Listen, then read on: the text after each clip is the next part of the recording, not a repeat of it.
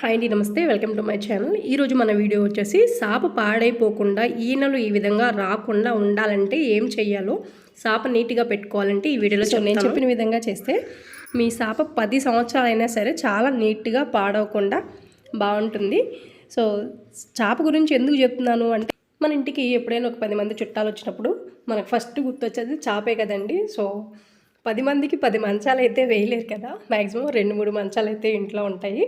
So చక్కగా అందరూ చాప వేసుకుని కింద అయితే పడుకుంటారు హాయిగా ముచ్చట్లు చెప్పుకుంటూ. సో చాపే కదా అని తేలిగ్గా మాత్రం తీసేయకండి. సో చూడండి, ఇప్పుడు ఈ విధంగా ఫస్ట్ ఈనలు పోయినవి ఏమన్నా ఉంటే కట్ చేసేసుకోవాలండి. సో కట్ చేసుకోవాలి. అలా కట్ చేసుకోకపోతే దాన్ని బట్టి మిగతా అన్నీ కూడా ఊడిపోయే అవకాశం ఉంటుంది. సో అది చూసుకోవాలి కొంచెం. ఇంకా చిన్నపిల్లలు ఉన్న ఇంట్లో అయితే అస్సలు చెప్పవసరం లేదు. ఆ ఊడిపోయిన ఈనల్నే పట్టుకుని లాగుతూ ఉంటారు. ఈరోజు ఈ వీడియో చేయడానికి కారణం ఏంటంటే, మా బాబేనండి, వాడు సాప ఈనలు మొత్తం లాగేస్తున్నాడు, ఇంకా ఉన్న కొందికి పాడు చేసేస్తాడని చెప్పి ఈ వీడియో అయితే చేస్తున్నాను. ఇప్పుడైతే సాపనైతే స్టిచ్ చేసుకోవాలి. సో దానికోసం మీరు ఏదైనా ఒక క్లాత్ తీసుకోండి. క్లాత్ కొంచెం మనం వాడిన బెడ్షీట్స్ అయినా పర్లేదు, లేదంటే శారీస్ ఏదైనా పాత శారీస్ ఉన్నా పర్లేదు, కాటన్ శారీస్ అయినా సిల్క్ శారీస్ అయినా ఏదైనా తీసుకోవచ్చండి. ఇదే తీసుకోవాలని ఏం లేదు. నేనైతే పాత బెడ్షీట్ ఒకటి ఉంటే సో దాంతో అయితే మీకు స్టిచ్ చేసి చూపిస్తాను. చూడండి, చాలా సింపుల్ అండి, టైం అయితే ఎక్కువ పట్టదు. ఇప్పుడు దీన్ని సాప లెంత్ను బట్టి లెంత్ అయితే తీసుకోవాలండి. పొడవైతే, వెడల్పు అయితే మాత్రం 10 వరకు మీ ఇష్టం అండి. నేనైతే 7 తీసుకుంటున్నాను. 10 వరకు కూడా తీసుకోవచ్చు. విడ్త్ వచ్చేసి 10 సెంటీమీటర్స్ వరకు తీసుకోవచ్చు. ఇలా ఘాటు పెట్టుకున్న దాన్ని మనం కట్ చేసేసుకోవాలి. చూడండి, ఈ విధంగా కట్ చేసుకోవాలి. నేనైతే 2 పీసులు కట్ చేసుకున్నానండి. అంటే టాప్కి బాటమ్కి కుట్టుకోవాలి కదా, స్టార్టింగ్లో ఉన్న పార్ట్కి అలాగే ఎండింగ్లో ఉన్న పార్ట్కి కుట్టుకోవాలి కదా. సో నేను కట్ చేసిన 7 మీటర్స్ని ఈక్వల్గా ఫస్ట్ ఈ విధంగా అయితే మడత పెట్టుకున్నాను. మీరు చెప్పాను కదా 10 మీటర్స్ వరకు అయినా తీసుకోవచ్చు, ఇంకా కొంచెం వెడల్పు అనేది ఎక్కువ వస్తుంది. ఇప్పుడు నేను చూపిస్తున్న విధంగా మడత పెట్టిన దాన్ని సాపకి పైన సగం భాగం, కింద సగం భాగం వేసి పైన ఉన్నది ఇంకా లోపలికి మడత పెట్టుకోవాలండి. ఎందుకంటే కుట్టేటప్పుడు మనకి నీట్గా కనిపిస్తుంది అనమాట, పీచులు అనేవి కనిపించుకోకుండా ఉంటుంది. సో అందుకోసం అనమాట ఈ విధంగా సూది దారం పెట్టి కుట్టుకోవచ్చు. చూస్తున్నారు కదా, చాలా సింపుల్ అండి. ఇట్లా కుట్టుకోవడం కొంచెం ఇబ్బంది అవుతుంది అనుకుంటే కుట్టు ఈ విధంగా కూడా మార్చుకోవచ్చు అనమాట. చూడండి, ఇక్కడైతే చాలా క్లియర్గా చూపిస్తున్నాను.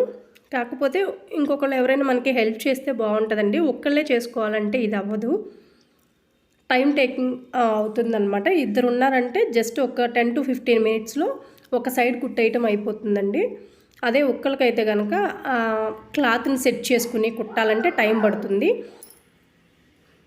మీకు అర్థమైంది కదా. సో ఫోల్డ్ చేసిన దాన్ని పైన పీచులు రాకుండా ఇంకా కొంచెం మడిచానండి. ఆ మడిచిన దానికి కూడా ఈ విధంగా సూదితో కిందకి పైకి చక్కగా కుట్లు వేసుకోవాలి.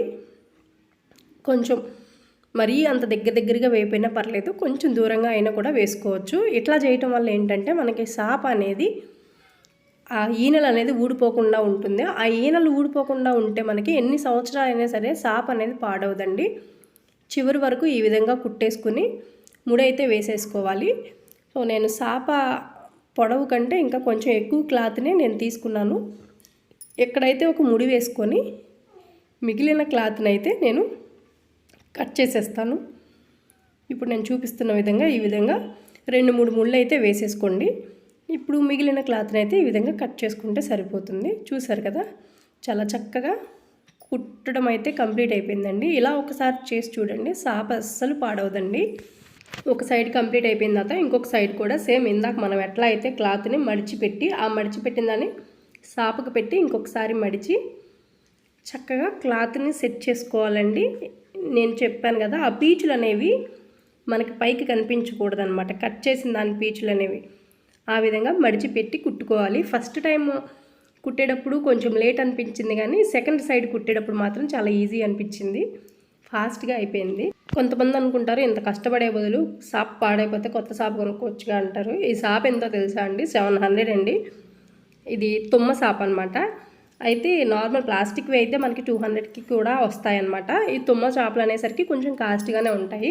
700 చెప్పాడు. దాన్ని నేను బేరమాడి 350కి అయితే ఈ చేపను తీసుకున్నానండి. మరి కాస్ట్ పెట్టి తీసుకున్నాం కాబట్టి కొన్ని ఎక్కువ రోజులు మనం దీన్ని వాడుకోవాలి, కొన్ని ఎక్కువ సంవత్సరాలు.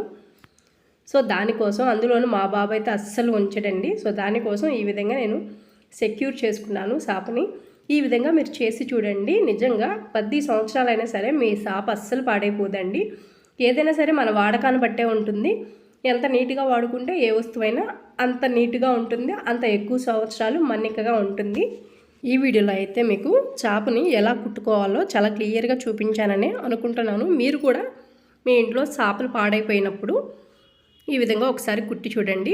ఎక్కువ పార్ట్ ఈనలు వచ్చేస్తే అంతవరకు కట్ చేసి తర్వాత క్లాత్ వేసి కుట్టండి. సో ఫ్రెండ్స్, ఈ వీడియో అయితే మీ అందరికీ యూస్ఫుల్ అవుతుందని అనుకుంటున్నాను. అలాగే మీ అందరికీ నచ్చుతుందని అనుకున్నాను. ఈ వీడియో మీకు నచ్చితే లైక్ చేయండి, షేర్ చేయండి. తప్పకుండా మన ఛానల్ని సబ్స్క్రైబ్ చేసుకోండి. Thanks for watching.